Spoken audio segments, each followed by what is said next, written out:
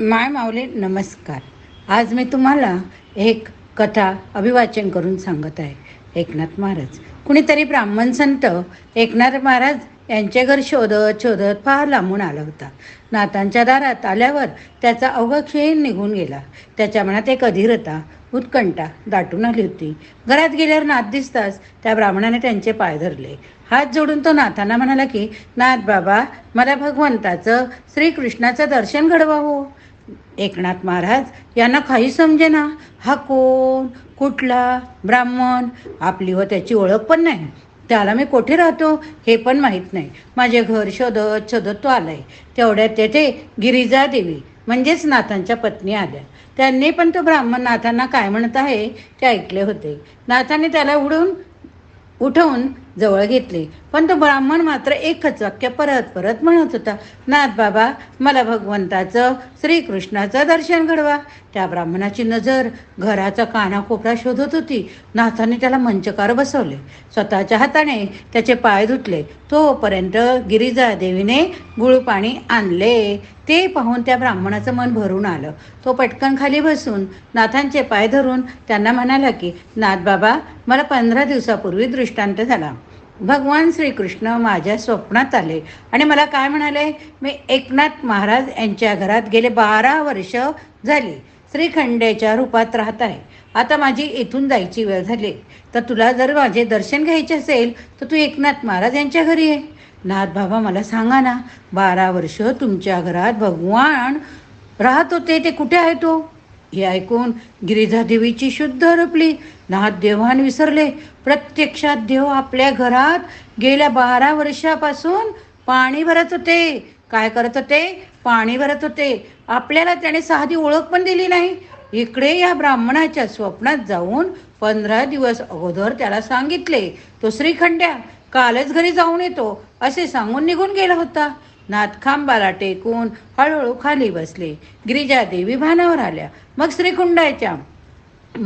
श्रीखंड्याच्या आठवणी मनात येऊ लागल्या. ते श्रीखंड्याचे साधेपण, त्याची प्रत्येक हालचाल, शांतपणे आपले काम करणे, काल जातानाचं त्याचं मुग्ध हसणं. नाथांचे डोळे भरून आले हो. नाथांचे डोळे भरून आले आणि पाणी डोळ्यातून वाहू लागले. त्याने ध्यान लावले. त्यांना समजले की खरोखर प्रत्यक्ष भगवान श्रीकृष्ण द्वारकेचा राजा आपल्या घरात पाणक्या बनून गेले. 12 वर्ष राहत होता. किती वर्ष? 12 वर्ष राहत होता. इकडे गिरिजा देवीची अवस्था पण काही वेगळी नव्हती हो.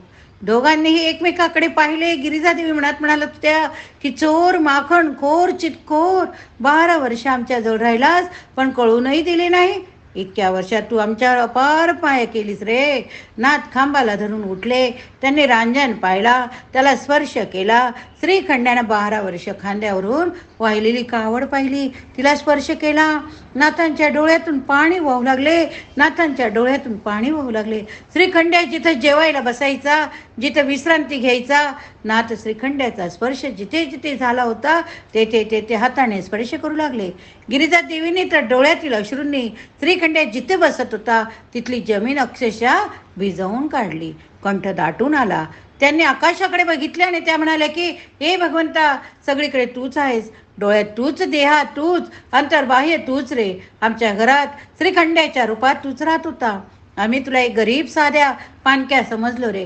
आम्हाला क्षमा कर देवा, आम्हाला क्षमा कर. श्रीकृष्णा, पण तू जर खरोखर श्रीखंड्याच्या रूपात आमच्याकडे गेली 12 वर्ष राहत होता हे खरं असेल तर प्रसाद रूपाने काहीतरी श्रीखंड्याची खून दे. प्रसाद रूपाने काहीतरी श्रीखंड्याची खून दे. आणि काय हो, काय आश्चर्य, त्याबरोबरच रांजण दुथडी भरून वाहू लागला. रांजण व दुथडी भरून वाहू लागला. जोरात वारा सुटला. कोपऱ्यातली श्रीखंड्याची घुंगरू काठी त्या वारग्याने पडली. घुंगराचा आवाज झाला. त्या घुंगूर काठीला एक भरजरी शेला बांधलेला होता. त्या शेल्यातून केशर कस्तुरीचा सुगंध नाथांच्या घरात सगळीकडे व्यापून उरला. तो ब्राह्मण या सगळ्याला साक्षी होता बरं का. तो वासून हे बघत होता. भगवान श्रीकृष्णानं त्याची पूर्ण इच्छा केली होती. त्याची पण इच्छा पूर्ण केली होती बरं का. आपल्या सगळ्यांची अवस्था पण तीच असते. देव कुणाच्या तरी रूपात आपल्या आसपास राहत असतो, आपली सेवा करीत असतो, आपल्याला मदत करत असतो आणि आपल्याला माहीत नसते. कळते तेव्हाच जेव्हा ती व्यक्ती निघून जाते.